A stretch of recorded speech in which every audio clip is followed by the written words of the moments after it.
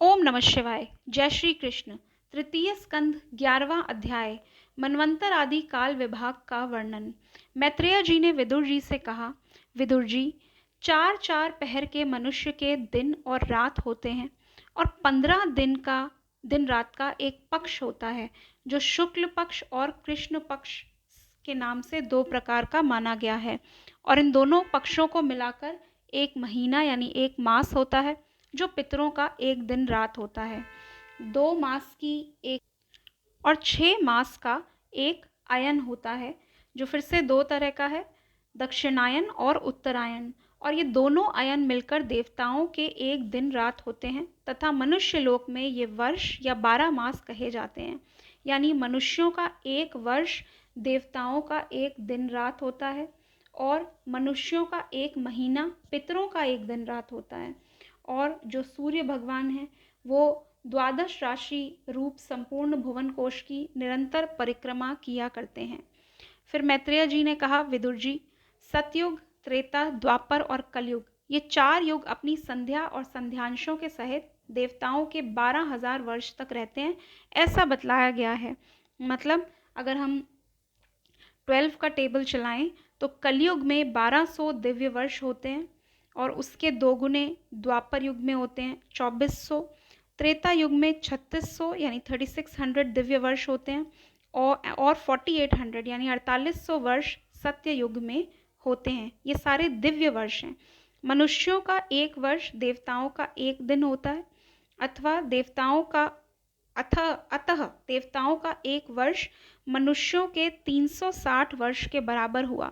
इस प्रकार human calculation से अगर मानवीय मान से देखें तो कलयुग में 4,32,000 वर्ष हुए, इससे दुगने द्वापर में हुए, तिगुने त्रेता युग में हुए, और चौगुने सत्य युग में हुए।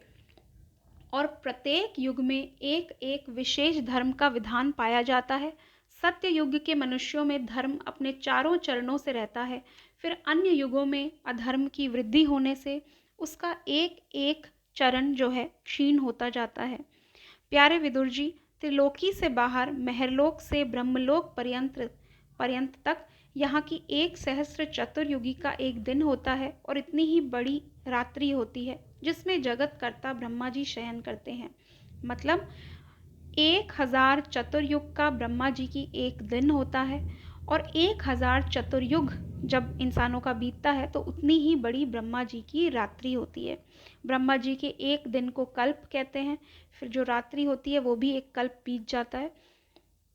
तो ब्रह्मा जी का जो एक कल्प है उसमें 14 मनवंतर होते हैं, और एक एक मनवंतर से 71 चतुर्युग से कुछ अधिक समय होता है। तो ब्रह्मा जी के जब 30 दिन पूरे होते हैं तो उसको ब्रह्मा जी का एक महीना जानना चाहिए। उनका जब 12 महीने पूरे हुए तो उनका एक वर्ष हुआ। तो ब्रह्मा जी की आयु 100 वर्ष की है। उनका एक दिन 1000 चतुर्युग के बराबर है, और उनकी टोटल आयु जो है वो 100 वर्ष की है। और ब्रह्मा जी की जो अभी तक 50 वर्ष उनकी उम्र के पूरे हो चुके हैं, और उनकी जब दिन पूरा होता है, जब रात आती है, तो जगत में प्रलय आती है, और उस समय सभी प्राणी नष्ट हो जाते हैं, और उतने टाइम ब्रह्मा जी शयन करते हैं। और रात्रि व्यतीत होने पर जब पुनः प्रातःकाल होता है, तब जिस प्राणी ने जैसा कर्म किया था उसी के अनुसार ब्रह्मा जी उनको विभिन्न योनियों में प्रकट करते रहते हैं। ब्रह्मा जी की आयु के 50 वर्ष बीतने को अर्ध परार्ध या अर्ध प्रलय कहा जाता है, और 100 वर्ष की आयु जब उनकी पूरी होती है तो ब्रह्मा जी की भी मृत्यु हो जाती है।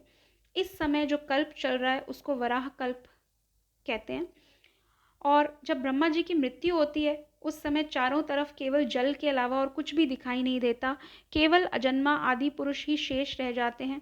इस तरह से एक ब्रह्मांड की कथा कही गई है, और इस तरह के अनेक ब्रह्मांड हैं, और उन सबके स्वामी, स्थिति, पालन, संहारकर्ता आदि पुरुष भगवान ही हैं।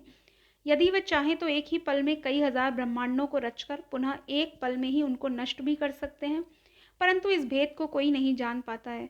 वे आदि पुरुष नारायण जी ही उस समय भी थे जब कोई नहीं था, और तब भी रहेंगे जब कोई नहीं रहेगा। इसलिए वे अजन्मा हैं। इस ब्रह्मांड में जो भी कुछ दिखाई देता है वह सब उन्हीं का रचा हुआ है, मनुष्य जो भी उत्तम, मध्यम एवं नीच कर्म करता है वह सब भी उन भगवान की ही माया है। इसलिए समस्त प्राणियों में उन आदि पुरुष भगवान का ही प्रकाश समझना चाहिए। अब 11वां अध्याय, ब्रह्मा जी द्वारा सनक, सनंदन, सनातन, सनत कुमार तथा रुद्र भगवान की रचना। मैत्रेय जी बोले, हे विदुर जी, जब ब्रह्मा जी को देवताओं तथा मनुष्यों को प्रकट करने पर भी शांति नहीं हुई, तब उन्होंने संसार का विस्तार करने के लिए सनक, सनंदन, सनातन और सनत कुमार, जो श्री नारायण जी के अवतार ही हैं, उनकी रचना की। उसके बाद चारों भाइयों से प्रजा का निर्माण करने के लिए कहा। ब्रह्मा जी की आज्ञा सुनकर इन चारों भाइयों के हृदय में ज्ञान प्रकट हुआ कि जो माता पिता, भाई आदि श्री नारायण का भजन करने में बाधक हों, उनको अपना हितैषी नहीं जानना चाहिए। इसलिए हम लोग प्रजा की रचना नहीं करेंगे। यह विचार कर उन्होंने ब्रह्मा जी से कहा, हे पितामह, हम आपसे यह वरदान मांगते हैं कि हम हमेशा 5 वर्ष के ही बने रहें। इससे हमारा हृदय काम, क्रोध, लोभ, मोह आदि के वशीभूत नहीं होगा और हम इंद्रियों के सुखों की इच्छा भी नहीं करेंगे। हमें कभी युवावस्था न आए, वृद्धावस्था न आए और हम हमेशा 5 वर्ष के ही बने रहें।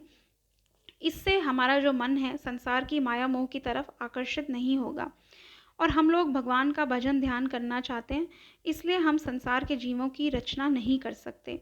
उन चारों भाइयों के ऐसे वचन सुनकर ब्रह्मा जी ने उन्हें वरदान दे दिया कि वे हमेशा 5 वर्ष के बने रहें और उनकी इंद्रियां हमेशा उनके वश में रहें। लेकिन ब्रह्मा जी ने कहा, तुमने जो मेरी आज्ञा को टालकर प्रजा की रचना करना अस्वीकार कर दिया है, ये बड़ा ही अनुचित है। और इतनी बात कहकर ब्रह्मा जी को बहुत क्रोध आया और उस समय उनकी दोनों बाहों के बीच में से एक श्याम तथा रक्त वर्ण के पुरुष की उत्पत्ति हुई और वह पैदा होते ही रोने लगा। तब ब्रह्मा जी ने उसके रोने का कारण पूछा। तब पुरुष ने यह उत्तर दिया कि आप मेरा नामकरण कर मुझे कोई काम बतलाइए। तो ब्रह्मा जी ने प्रसन्न होकर कहा कि तूने पैदा होते ही रुदन किया है, इसलिए तेरा नाम रुद्र होगा। तू प्राणियों की रचना कर और समस्त देवताओं में उत्तम बनकर संसार में निवास कर। सांसारिक प्राणी तुझको शिव, शंकर, महादेव इत्यादि नामों से पुकारेंगे। ब्रह्मा जी का यह आदेश सुनकर रुद्र ने काम, क्रोध, लोभ तथा अहंकार से भरकर राक्षस, भूत, प्रेत, पिशाच आदि की रचना की। परंतु उस सृष्टि रचना को देखकर भी ब्रह्मा जी को संतोष नहीं हुआ। तब वे बोले, हे रुद्र, तेरी रचना क्रोध से हुई है, इसलिए जब तक तेरे हृदय में सत्वगुण का निवास नहीं होगा, तब तक तेरे द्वारा प्रकट किए हुए प्राणी भी अधर्मी ही रहेंगे। इसलिए तू पहले जाकर तपस्या कर, इससे तुझे सत्वगुण की प्राप्ति होगी और फिर प्रजा की रचना करना। तब ब्रह्मा जी का वचन सुनकर रुद्र ने सृष्टि रचना को बंद कर दिया और तपस्या के लिए गए। अब 12वां अध्याय, ब्रह्मा जी द्वारा नारद, वशिष्ठ, अंगिरा आदि ऋषियों और राजा स्वयंभुव मनु तथा शत्रुपा की रचना का वृतांत। मैत्रेय जी बोले, हे विदुर जी, तत्पश्चात ब्रह्मा जी ने अपनी शक्ति से 10 पुत्र और उत्पन्न किए और उनसे लोक की बहुत वृद्धि हुई। उनके नाम है मारीचि, अत्रि, अंगिरा, पुलस्त्य, पुलह, क्रतु, भृगु, वशिष्ठ, दक्ष और 10वें नारद। फिर उनके दाएं स्तन से धर्म उत्पन्न हुआ, जिसकी पत्नी मूर्ति से स्वयं नारायण अवतीर्ण हुए तथा उनकी पीठ से अधर्म का जन्म हुआ और उससे संसार को भयभीत करने वाला मृत्यु उत्पन्न हुआ। ब्रह्मा जी के हृदय से काम, भौहों से क्रोध, नीचे के होंठ से लोभ, मुख से वाणी की अधिष्ठात्री देवी सरस्वती, लिंग से समुद्र, गुदा से पाप का निवास स्थान यानी राक्षसों के अधिपति नेत्रिति, छाया से देवहूति के पति भगवान करदम जी उत्पन्न हुए। इस तरह ये सारा जगत कर्ता ब्रह्मा जी के शरीर से और मन से उत्पन्न हुआ। और जब उन्होंने सरस्वती नाम की एक परम सुंदरी कन्या, जो कि वस्त्र आभूषणों से अलंकृत थी, उसको पैदा किया, उस सुंदर कन्या को देखते ही ब्रह्मा जी श्री नारायण जी की माया से उस पर मोहित हो गए और उसके साथ भोग करने की अभिलाषा करने लगे। उस समय नारद, अंगिरा इत्यादि ऋषियों ने ब्रह्मा जी को अधर्म करने पर उद्यत देखकर कहा, हे पितामह, आप समस्त सृष्टि के गुरु हैं। यदि आप ही ऐसा कार्य करेंगे तो अन्य संसारी प्राणी भी यह सुनकर आपका ही अनुसरण करने लगेंगे। इसलिए आपको अपनी कन्या के साथ ऐसी इच्छा त्याग देनी चाहिए।